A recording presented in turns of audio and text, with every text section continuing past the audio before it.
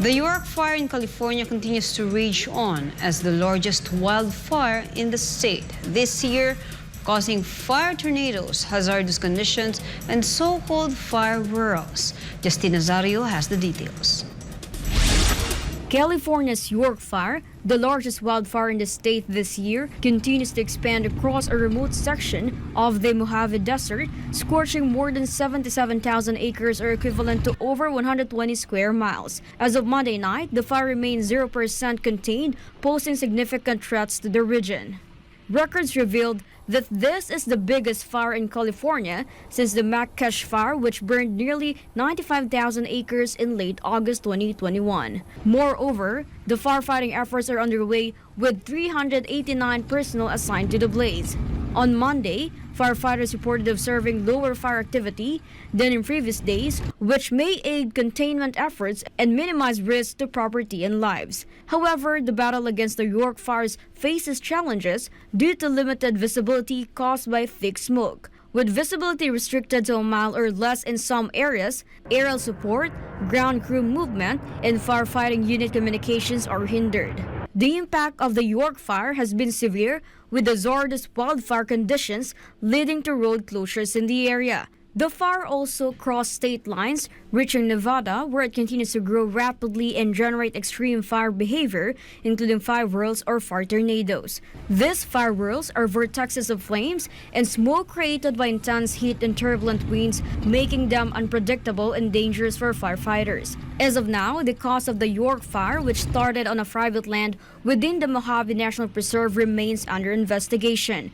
The York fire is just one of the 64 active large fires burning across 9 states in the U.S., with more than 11,500 wildland firefighters and personnel working to control the blazes. As of July 31, 2023, wildfires have burned over 1.1 million acres in the U.S. this year, significantly less than the previous year. Authorities urge residents in the vicinity of the York fire to stay updated on official information and follow safety instructions issued by local authorities. With the fire still spreading, California and Nevada remain on high alert for the potential risk to lives and property. Reporting, this is Justine Nazario, SMNI News. A recent Gallup poll reveals that public confidence in the U.S. military has reached its lowest point since 1997.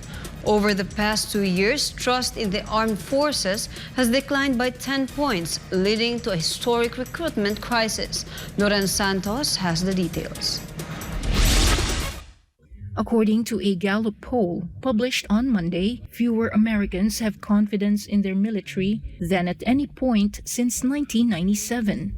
Over the last 2 years, trust in the armed forces has dropped by 10 points, leading to a historic recruitment crisis for the services. The poll that was conducted in June revealed that 60% of respondents expressed a great deal or quite a lot of confidence in the military, which is down from 64% last year. The last time public confidence in the military was at 60% was in 1997, and it has not been lower since 1988, when it was at 58%. After the 9/11 attacks in 2001, public support for the U.S. services surged, with the armed forces enjoying 82% approval when President George W. Bush invaded Iraq in 2003. While the post-9/11 patriotism declined as the conflicts in Iraq and Afghanistan continued, approval remained in the mid-70s until 2020, when it began to steadily decline year after year. Traditionally, Republicans are more likely to support the military than Democrats,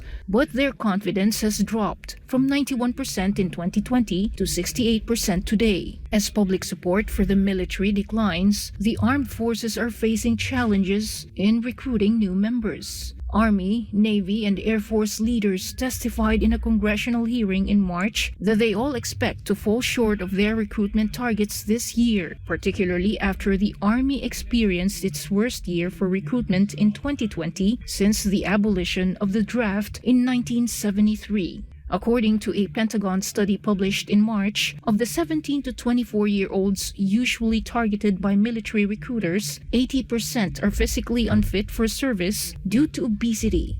drug use, or poor mental health. Furthermore, only 9% of this age group have an interest in joining the military in the first place, as stated by Army Secretary Christine Wormuth in an interview with CNBC News in October. Reporting, this has been Loren Santos, SMNR News. A public outrage over safety concerns and intense light emissions prompted the dismantling of the massive X logo that was atop the former Twitter headquarters in San Francisco City. Francine Sagarino tells us more. The gigantic and illuminating X sign that was hastily erected atop the Twitter headquarters has been taken down following a wave of complaints and safety concerns.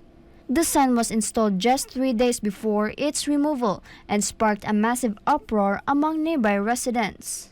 The removal of the X sign took place on Monday morning, July 31st, putting an end to the controversy surrounding the unauthorized installation. No permit was required for the sign's removal, but the building owner must now secure a permit to avoid further violations. According to reports, the San Francisco Department of Building Inspection received 24 complaints over the weekend, expressing concerns about the sign's structural safety and its blinding illumination. Numerous residents reported being startled with the intense strobe of white light emanating from the X logo, with some mistaking it for lightning or a police siren. The controversy escalated when the city's police prevented workers from removing Twitter's original bird and vertigo logo from the building, citing safety risks due to the absence of safety measures for pedestrians. Despite the mounting complaints, the X sign remained in place for a few days until the city took action to address the safety and permit issues. The Department of Building Inspection launched an investigation and found that the X sign was installed without the necessary safety permit. San Francisco City's Inspector Patrick Hannan revealed that he attempted to access the building's roof to address the complaints, but his request was denied twice. He further clarified that the building's owner would face fines for the installation and removal of the structure, as well as covering the cost of the department's inspection and investigation. Reporting, this has been Francine Sagarino, SMNI News.